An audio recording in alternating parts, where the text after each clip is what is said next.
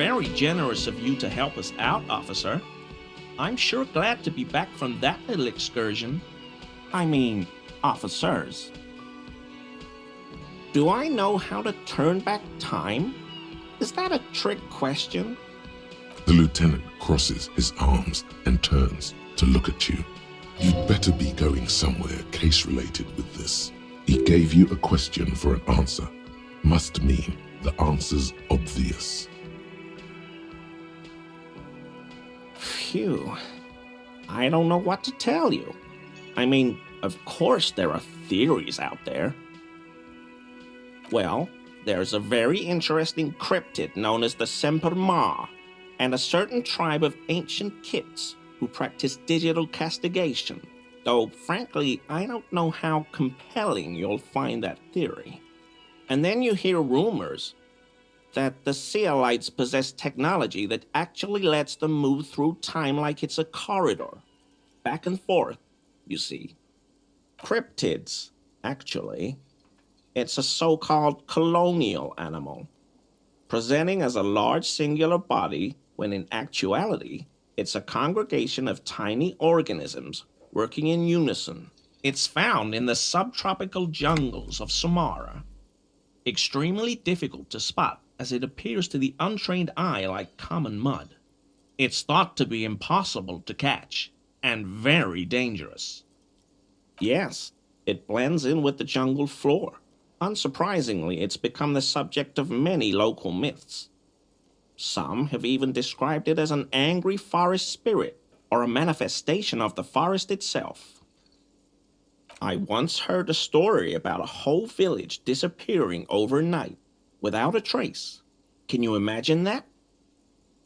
Just a large patch of mud where the settlement was. Yes, that's also horrible. I mean in a much grander scale. Exactly what happened to that village? Whole area is completely abandoned now. Locals won't even go near it. They swear the mud writhes and occasionally grows strange shapes. Jungles, villages, mud. He better not be wasting your time. I'm getting there, officer. You see, the Temporal has also evolved a curious defensive mechanism. When threatened, it has the ability to revert back to an earlier stage in its own life cycle. It may even be able to do this continually, ad infinitum. Now, here's where it gets really interesting.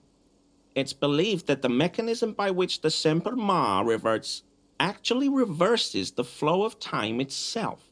To be able to revert back to a previous version of yourself, to the one before all the mistakes. That's why we're here. By about 4.5 seconds.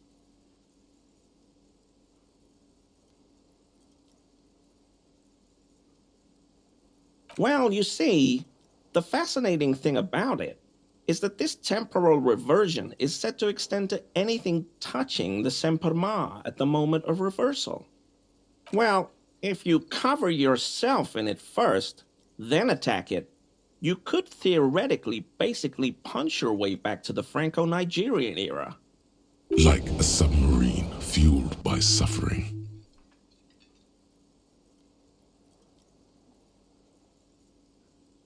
Assuming you survive the encounter, but that's way down the line, of course. Well, first we'd need to secure funding for an expedition, then assemble a team, gather supplies. There's probably a million other little things. But with the resources of the RCM behind you, it could be feasible. I haven't really heard of any time travel pills, officer. And personally, it seems easier than accessing deep secret Seer-like technology and more civilized than digital castigation. But to each his own. Well, how else did they get so far ahead of everyone in the tech race? No part of me is part of this conversation, oh no. That's a special thing you two are enjoying, with each other. Everything's cool. Nothing wrong with a little speculative inquiry. But really, officer, how do you explain how the Seolites developed such a lead over the rest of us? I don't know. Sounds a bit incestuous to me. But sure, none of my business.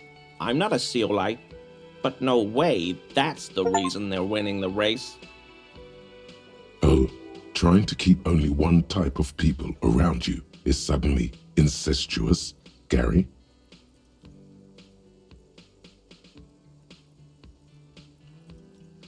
Come on, officer.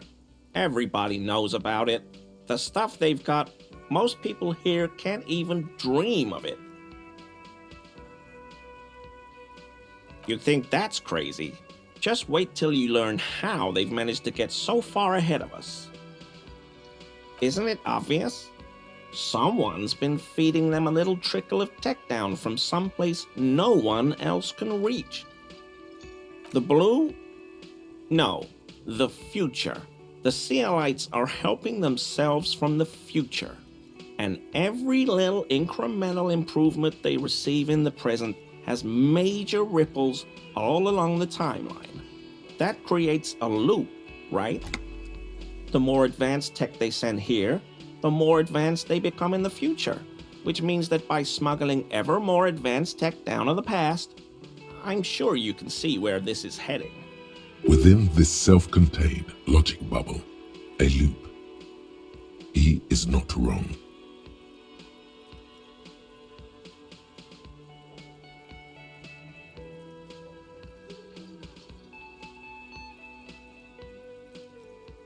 Now that is a paradox. A statement seemingly contradictory or opposed to common sense, and yet perhaps true, or perhaps not. Hey man, no one likes to hear it, but I'm not here to give you a false sense of security.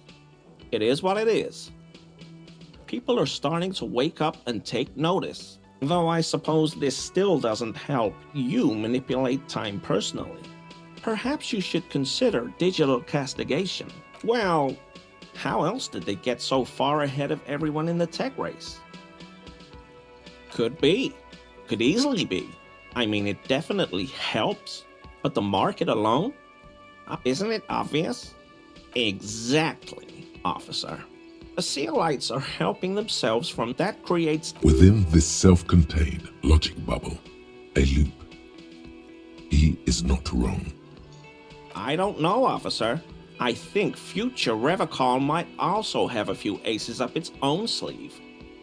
The people are starting to wake up, you see. God, I hope he meant it sarcastically. If not, I don't really see how he can continue being a police detective. Though I suppose this still doesn't help you manipulate time personally. Perhaps you should consider digital castigation. Well, essentially it's a grief ritual practiced by certain ancient Seminese tribes. Traditionally, after the death of a village leader, the bereaved are supposed to cut off a segment of their own fingers. What makes it really disturbing is the fact that they bite off bits of their children's fingers too. Even babies. Imagine that. Please note, tales of digital mutilation are a common trope of racist pseudo-histories, completely unsubstantiated by the archaeological record. Hey, you asked me, officer. These are barbaric people and barbaric times we're talking about.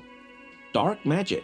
Tropes of fantastique literature combined with mundane racial prejudice.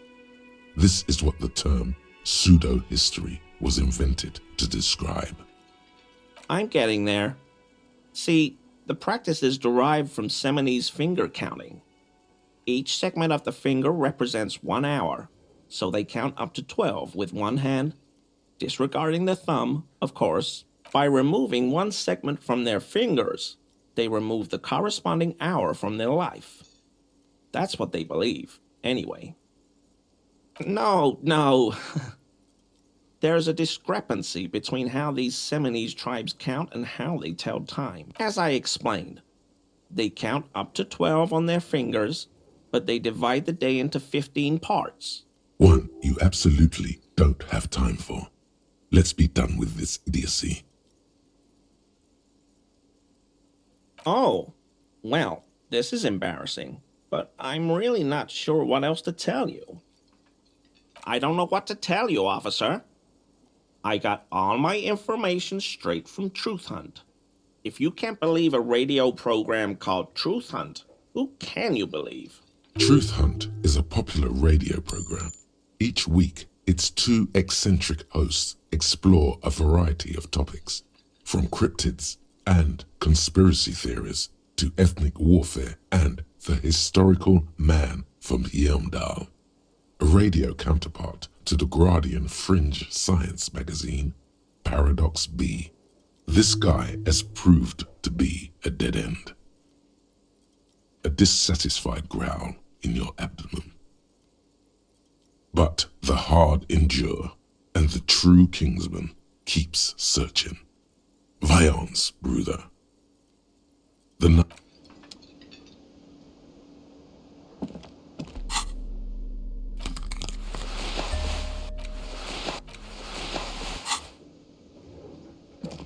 Always a pleasure to see an officer of the law.